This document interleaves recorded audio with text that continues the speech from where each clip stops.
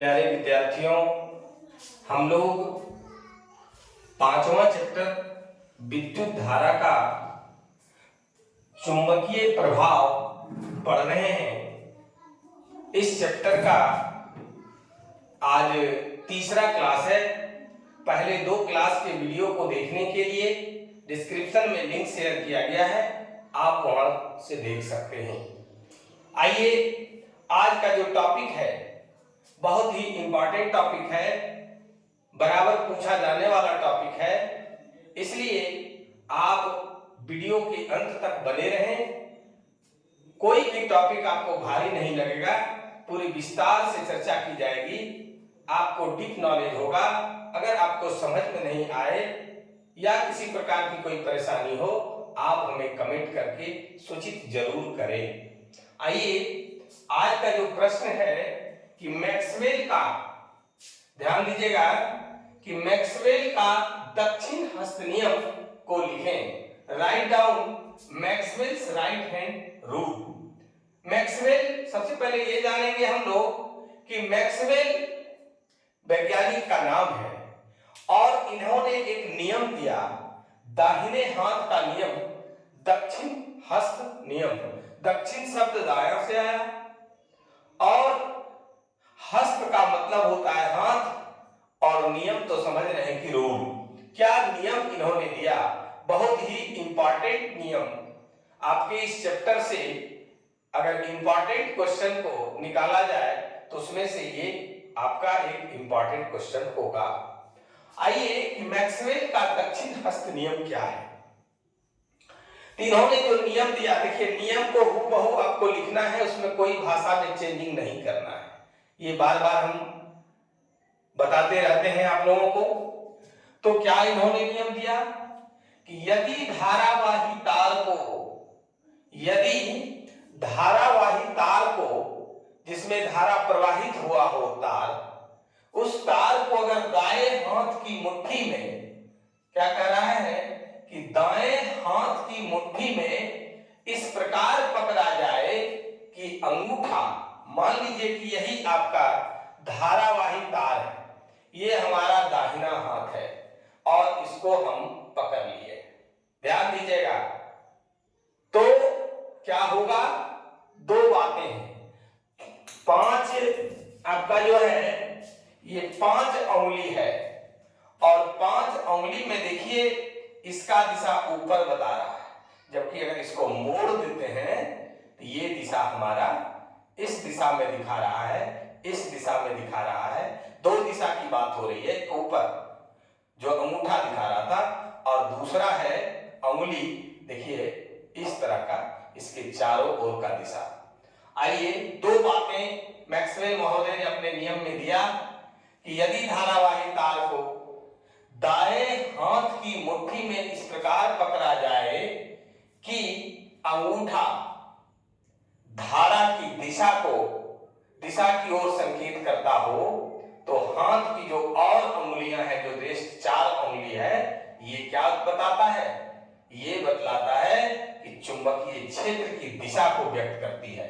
अगर इससे क्या निकला, ध्यान दीजिएगा, ये देखिए धारावाही तार है और धारावाही तार में ये जो अंगूठा है, ये अंगूठा देखिए क्या दिखा रहा है, धारा की दिशा को व्यक्त कर रहा है, जबकि ये जो अन्य अंगुलियां हैं ये तार के चारों तरफ आपका चुंबकीय क्षेत्र की दिशा को व्यक्त करेंगी। यही आपका मैक्सवेल महोदय ने दक्षिण हस्त नियम दिया, दाहिने हाथ का रूल दिया है ना, राइट हैंड रूल देने का काम किया। हमें विश्वास है कि आप लोगों को समझ में आ गया होगा। दो ही बात इसमें ध्यान रखना है कि अंगूठा धारा की दिशा को व्यक्त करता है, जबकि हाथ की जो अन्य 4 अंगुलियां हैं ये चुंबकीय क्षेत्र की दिशा को व्यक्त करती है। अब देखिए कि परिनालिका किसे कहते हैं, सोलेनॉइड किसे कहते हैं, परिनालिका किसे कहते हैं। आइए समझें इसको कि विद्युत रोधित चालक तार कि लंबी बेलनाकार कुंडली को परिनालिका कहते हैं। ये देखिए क्रोड है, लिख भी दिए हैं कि परिनालिका जिस पदार्थ पर लिपटी होती है उसे क्रोड कहा जाता है। अब देखिए परिनालिका रियल में ये हुआ, ये जो सर्पिल आकार में देख रहे हैं, क्रोड लेकर के और विद्युत रोधित चालक तार को इस पर क्या करते हैं, लपेट देते हैं, और लपेटने के बाद जो बनता है उसे ही परिनालिका कहते हैं, और जिस पर लपेटा जाता है उसको क्रोड कहते हैं। ये जो बेलनाकार देख रहे हैं आप पदार्थ, इस बेलनाकार पदार्थ को क्रोड कहते हैं, और क्रोड पर ही क्या किया गया है, विद्युत रोधित चालक तार की लंबी बेलनाकार कुंडली बनाया गया है, और उसी को ही हम लोग क्या कहते हैं, परिनालिका कहते हैं। फिर से समझिए कि विद्युत रोधित चालक तार की लंबी बेलनाकार कुंडली को परिनालिका कहते हैं। क्या कहते हैं, परिनालिका कहते हैं। और परिनालिका जिस पदार्थ पर लिपटी होती है, ये देखिए तार जिस पर लिपटी हुई है, परिनालिका जिस पर लिपटी हुई है, उसे क्रोड कहा जाता है। देख रहे हैं फिगर में। अब आइए हम लोग जो अगला प्रश्न है कि विद्युत चुंबक किसे कहते हैं, इलेक्ट्रोमैग्नेट किसे कहते हैं। तो विद्युत चुंबक उस चुंबक को कहते हैं, विद्युत चुंबक उस चुंबक को कहते हैं जिसमें चुंबकत्व उतने ही समय तक विद्यमान रहता है जितने समय तक परिनालिका में विद्युत धारा प्रवाहित होती रहती है।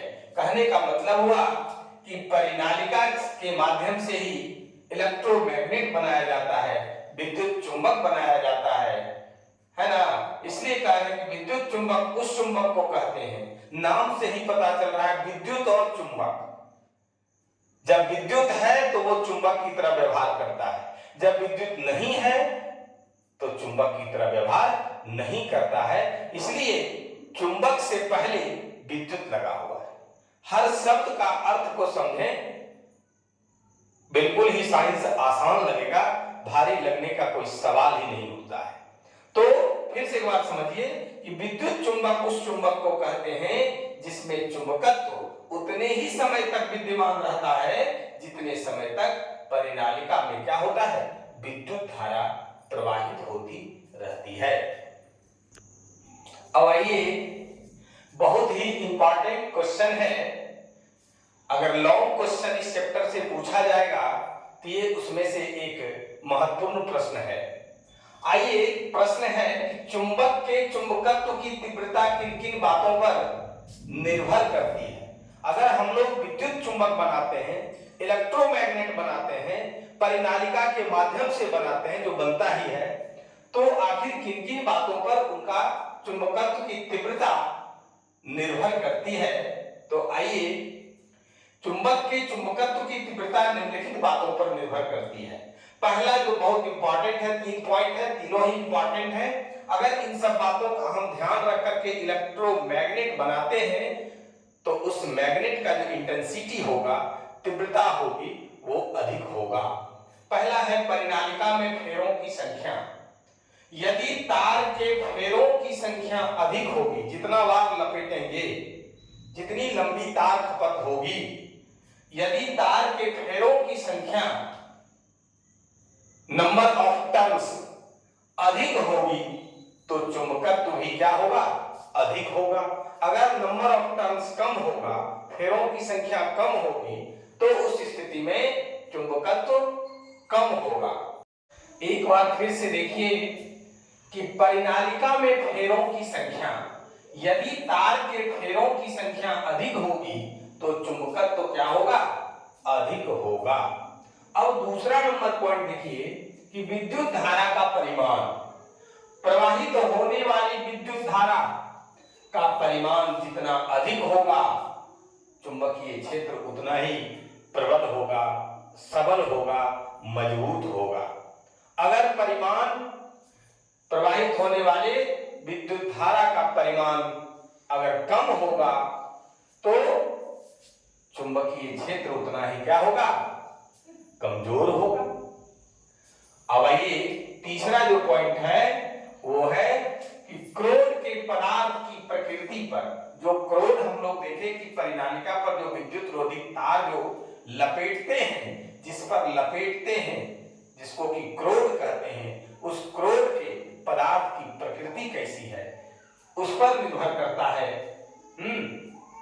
परिनालिका में अगर नरम लोहे के, ध्यान दीजिएगा कि परिनालिका में नरम लोहे के क्रोध का अगर व्यवहार किया जाता है तो चुंबकत्व तो क्या होता है, अधिक होता है।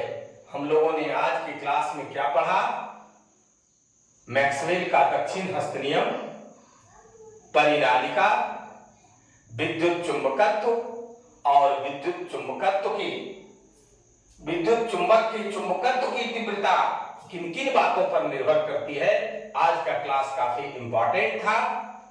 अगर ये वीडियो, ये क्लास अगर सर का समझाने का तरीका, सर का जो आंसर लिखने का तरीका अगर आप लोगों को समझ में आता है, अच्छा लगता है, तो वीडियो को सर के लिए लाइक और शेयर जरूर करें। जो लोग अभी तक चैनल को सब्सक्राइब नहीं किए हैं वो सब्सक्राइब करें, और अगर किसी प्रकार की कोई परेशानी समझने में हो तो आप कमेंट करके हमें जरूर बताएं। आज की क्लास में बस इतना ही। धन्यवाद।